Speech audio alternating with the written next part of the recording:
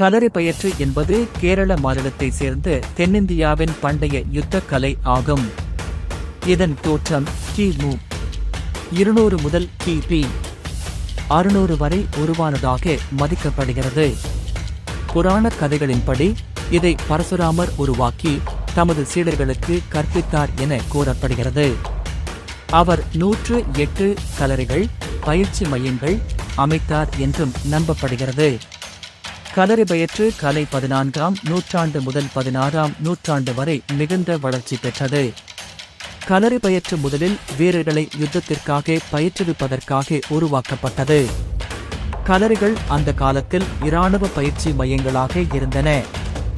உடல், மனம், ஆன்மா. களரி பயிற்று பயிற்சி முழுமையான ஹோலிஸ்டிக் அணுகுமுறையை கொண்டது. இது உடல் ஆரோக்கியம், சுய பாதுகாப்பு, மன ஒழுக்கம் மற்றும் ஆன்மீக வளர்ச்சி ஆகியவற்றுக்கிடையே சமநிலையை உருவாக்குகிறது.